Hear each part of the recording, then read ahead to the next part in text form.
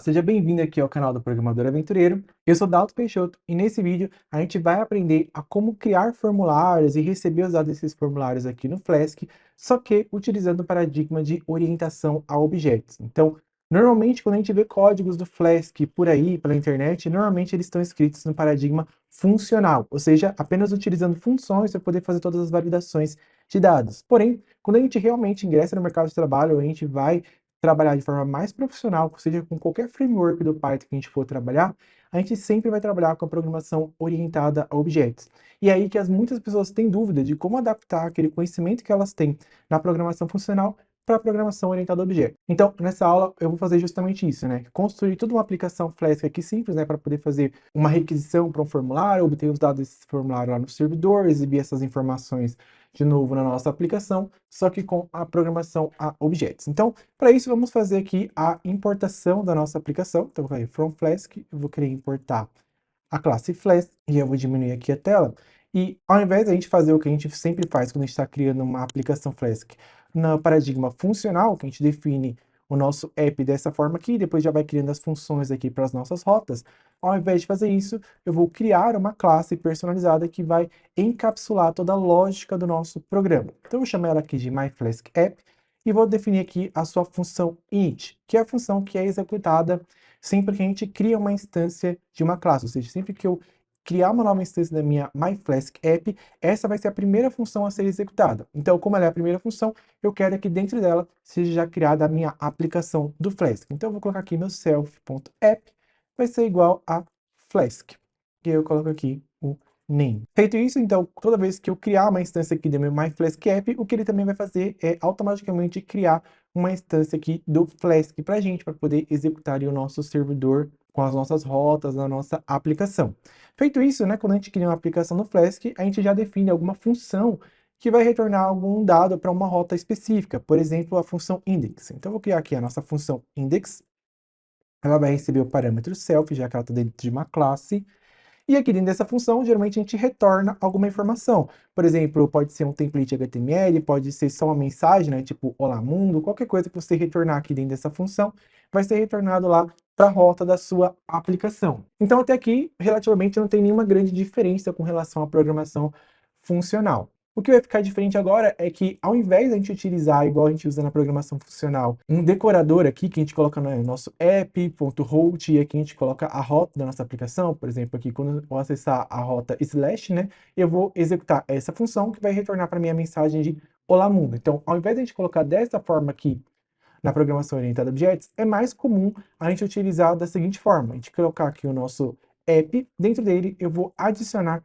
uma nova URL. Então, eu vou adicionar uma URL aqui e eu passo os dados para essa URL. Lembrando que eu tenho que passar aqui 3 parâmetros. O primeiro é justamente a rota, né? Então, se eu quiser acessar a rota inicial, eu coloco só um slash. O segundo parâmetro é o índice da minha função, ou seja, basicamente é o nome da minha função aqui, então eu coloco aqui meu index. E o terceiro parâmetro é a minha função propriamente dita, né? Então eu vou colocar aqui a referência direta para essa função. Então, como ela está dentro da minha classe, basta utilizar aqui o comando self.index, que é o nome dessa função aqui. Então, dessa forma, eu crio a rota que vai redirecionar o usuário sempre que ele acessar aqui a rota slash, né? Vai redirecionar ele diretamente para essa função que vai retornar para mim aqui a mensagem de Olá Mundo. Feito isso, a última coisa que ficou faltando a gente fazer aqui na nossa função é definir um método que vai executar a nossa aplicação. Então, normalmente a gente chama essa função de run, porque o método que ela vai executar é justamente o web run. Então, eu coloco aqui meu self.app.run. E aí você pode passar todos os parâmetros aqui para o method run, né? Então tem todos os parâmetros dele lá, como o roast, a porta, se vai utilizar variáveis de ambiente, né, de um arquivo local, se vai colocar no modo de debug, várias outras opções aqui. Então nesse caso eu só vou habilitar o modo de debug, porque se a gente fizer algum erro no nosso código, eu quero que ele mostre aqui na minha URL. Com isso a gente já terminou de construir a estrutura básica aqui de uma aplicação Flask escrita em POO, e agora tudo que a gente tem que fazer é justamente iniciar a nossa aplicação. Então, eu vou colocar aqui, se o nosso name for igual a main, eu vou querer criar uma instância da minha classe personalizada e, uma vez criada a instância da minha classe personalizada, eu vou querer apenas executar ela. Então, vou colocar aqui o run para poder executar ela. Feito isso, eu vou salvar, vou rodar aqui o nosso código, ele já vai criar o nosso servidor de desenvolvimento aqui. Se eu recarregar aqui a minha página, eu já tenho aqui o Olá Mundo. Então, quando eu acessar aqui a minha aplicação na minha rota inicial, ele já vai executar aqui a função index, que retorna para mim aqui Olá Mundo. Da mesma forma, eu poderia renderizar um template HTML. Então, vamos colocar aqui a função render template e ao invés de retornar aqui uma mensagem, vamos retornar aqui um template que a gente vai criar. Então, vou colocar aqui o index.html. Por padrão, o Flask sempre vai procurar todo arquivo HTML dentro de um diretório chamado templates. Então, a gente vai criar aqui esse diretório no nosso programa. Vou chamar aqui templates. E dentro dele, eu vou criar justamente o arquivo que eu estou falando para ele que eu quero que seja renderizado aqui nessa rota da minha aplicação. Então, vou criar aqui o meu arquivo index.html. Feito isso, toda vez que eu acessar agora a minha página inicial, ele vai renderizar o conteúdo desse arquivo aqui. Então, vamos colocar aqui alguma coisa nesse conteúdo só para a gente poder ver lá. Então, vou colocar meu document type, que aqui é nosso arquivo HTML, ele vai ter um head, onde eu só vou definir aqui o título da nossa página. Então, vou colocar aqui home, e vou deixar aqui o nosso body, e vou colocar só um título ali para a aplicação. Eu vou chamar de página inicial. Vou colocar um parágrafo aqui, então, aplicação usando PO. E por enquanto tá bom, assim. Deixa eu salvar. Se eu recarregar aqui minha página agora, então observe que agora ele vai me retornar justamente o conteúdo daqui desse arquivo HTML, já que eu estou renderizando isso aqui, esse template diretamente aqui para essa rota. Então, para poder fazer as outras rotas da nossa aplicação, basta seguir sempre a mesma lógica. Cria a função e depois adiciona a rota aqui na nossa aplicação. E se você está gostando do conteúdo e quer aprender programação na prática, mesmo que você seja um completo iniciante, então eu vou deixar aqui na descrição o link para você se cadastrar na plataforma do Programador Aventureiro, onde você vai encontrar mais de 20 horas de conteúdo gratuito sobre diversas linguagens e tecnologias, mais de 70 exercícios teóricos e vários projetos práticos de desenvolvimento de aplicativos para você pôr no seu portfólio. E você ainda vai receber um certificado para cada curso que concluir na plataforma.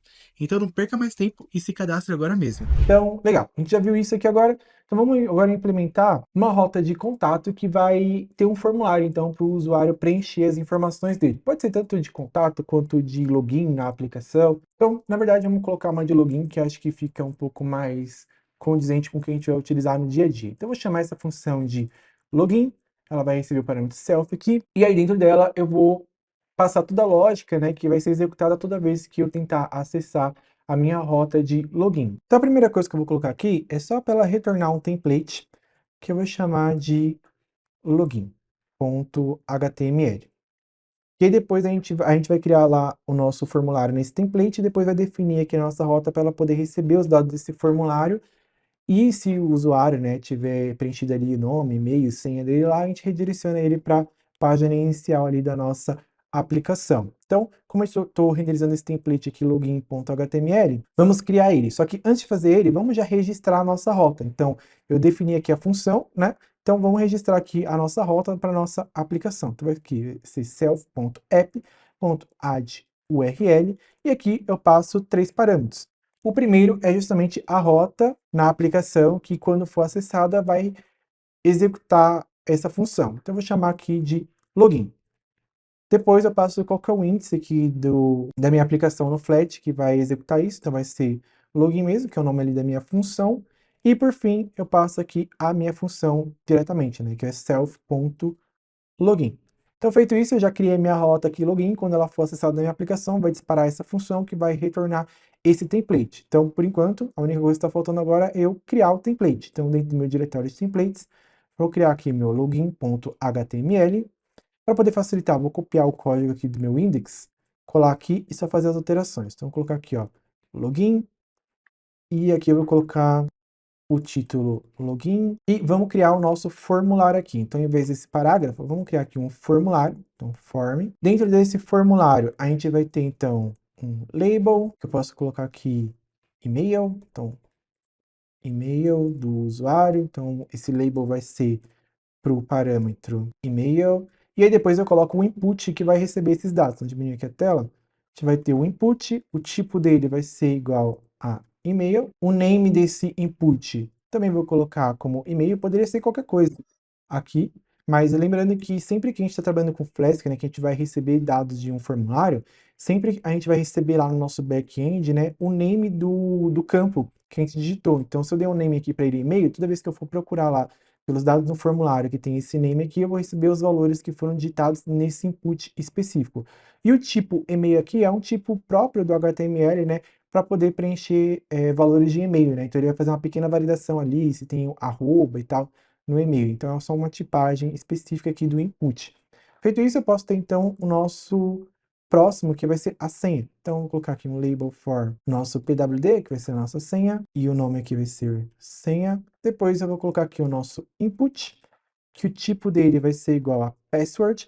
Esse tipo específico aqui de input, ele esconde, né, o que está sendo escrito, então toda vez que a gente digitar qualquer informação nesse input, ele automaticamente, né, substitui por aqueles pontinhos lá, para poder não ficar visível para as pessoas, né, o que você está digitando. Então, isso aqui é o trabalho, né, do tipo password aqui do input, e o name dele vai ser justamente aquilo que a gente vai receber lá no nosso backend com Flask, para a gente poder conseguir capturar as informações desse input. Então, o name que você colocar aqui é o name que você vai utilizar lá para poder capturar. Então, vou colocar aqui um name PWD mesmo. Feito isso, só ficou faltando fazer uma coisa, que como eu coloquei aqui o meu label for e-mail, esse aqui, o que eu escrevo aqui no meu for, é o ID do meu input, né? Então, eu vou colocar aqui no meu input também o seu ID, e aí eu vou colocar aqui em cima e-mail, só para poder ele fazer a referência direta aqui para esse label, e esse aqui, PWD, só para ele poder fazer a referência direta para esse label. Vou salvar aqui, vou recarregar e vamos acessar agora aqui essa rota da nossa aplicação. Então, a rota login. Acessei a rota login, ele já apareceu aqui, ó, meu e-mail e a senha aqui para mim. Legal, se quiser quebrar para a linha de baixo, pode colocar aqui um BR, né? Então, BR aqui, e aí ele vai quebrar aqui para a linha de baixo, para poder ficar um abaixo do outro. Tem aqui o nosso campo para poder digitar o e-mail do usuário e depois aqui para poder digitar a senha. E observe que como eu coloquei aqui que o tipo dele é do tipo password, eu não consigo ver, né, os valores que estão sendo digitados ali, ele automaticamente esconde ali para mim. Se fosse qualquer outro tipo, por exemplo, o tipo text aqui, na hora que eu fosse tentar digitar qualquer informação aqui na minha senha, ela seria visível. Então, por isso que a gente utiliza esse tipo password para quando a gente está trabalhando com campos de senha aqui na nossa aplicação. Então, recarregar aqui a página, só para zerar. Legal, feito isso, a gente já tem o nosso formulário aqui pronto, né? Então, a gente só precisa definir, então, um método para esse formulário. Então, toda vez que esse formulário for executado, o que ele vai acontecer? Ele vai pegar essas informações que foram digitadas aqui e enviar para o nosso servidor pelo método post. E aí agora tudo que a gente tem que fazer então é definir lá na nossa rota no Flask que ela pode receber informações do tipo post e aí quando ele receber isso ele deve capturar esses dados que foram digitados aqui para o usuário. Então vamos voltar aqui no app.py e aqui dentro dele vamos fazer uma pequena alteração aqui na nossa URL. Então aqui na nossa URL de login, por padrão, ela sempre vai receber o método get, que é o método padrão de quando a gente acessa uma URL. Porém, a gente pode definir outros métodos também que a gente pode querer acessar essa URL. Então, ou seja, quando acessar o login, eu quero que ela permita tanto os métodos get quanto o método post. Dessa forma, se eu estiver acessando ela pelo meu navegador, ele vai retornar as informações aqui do meu formulário, e se eu estiver recebendo os dados via post, ou seja, significa que é o formulário enviando as informações aqui para minha URL. Então, dessa forma, eu permito que ele receba esses dois tipos, né, tanto get quanto post. E aqui, então, na minha função de login, agora ela vai ser chamada duas vezes, ou seja, sempre que a gente acessar ela via get, ou seja, acessando diretamente a rota, e sempre que a gente enviar alguma informação para ela. Só que quando eu enviar uma informação para ela, eu quero justamente capturar esses dados que foram enviados. Por conta disso, a gente vai importar aqui, então, o nosso request, que o que ele faz é justamente obter todos os dados da requisição que o formulário está enviando aqui para a nossa rota. Então, agora, dentro da nossa função de login, eu posso fazer uma condição.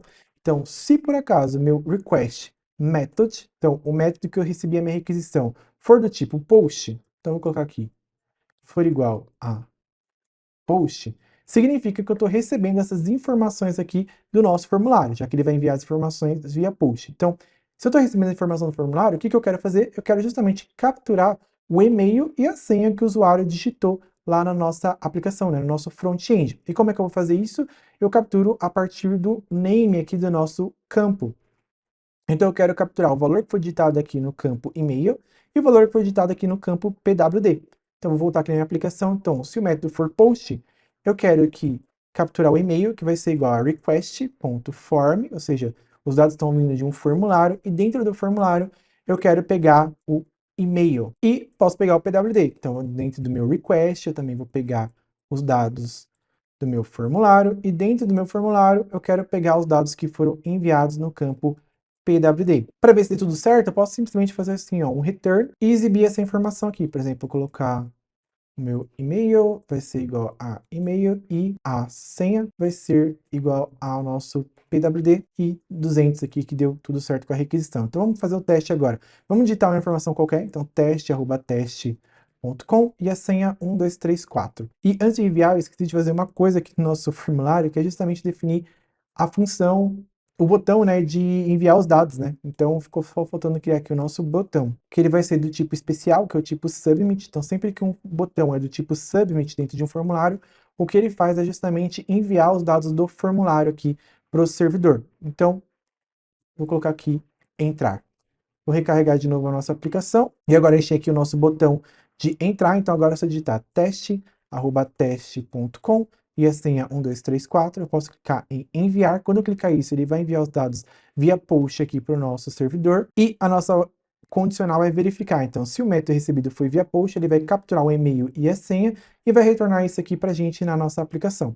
Se eu entrar aqui agora, observe que ele já retornou para mim aqui, ó. Então ele fez essa condicional e ao invés de retornar o nosso template lá com a página de login, ele retornou, né, as informações que ele capturou. Então observe que ele capturou normalmente tanto o e-mail quanto a senha do usuário. E aí agora aqui a gente poderia fazer várias coisas, né, como verificar no banco de dados se esse usuário realmente existe, se essa senha é a correta para esse e-mail ou se esse e-mail não existe, redirecionar o usuário ali para a página de registro na sua aplicação, né, para poder se cadastrar. E se der tudo certo, você redirecionar ele ali para dentro do seu aplicativo. Então aqui as possibilidades são várias aqui que a gente pode ter para poder fazer a validação dessa informação. Basicamente, a gente já viu que a gente consegue capturar todos os dados do formulário facilmente, né, dessa forma aqui, que é super simples aqui no Flask. Então, só para a gente ter uma validação mais simples aqui, eu vou tirar esse return, vou colocar uma validação simples aqui, se simplesmente o usuário digitou algum tipo de informação ali no formulário. Então, se não tiver nada digitado no meu e-mail ou nada digitado no meu campo PWD, eu vou querer retornar de novo a nossa página de login ali.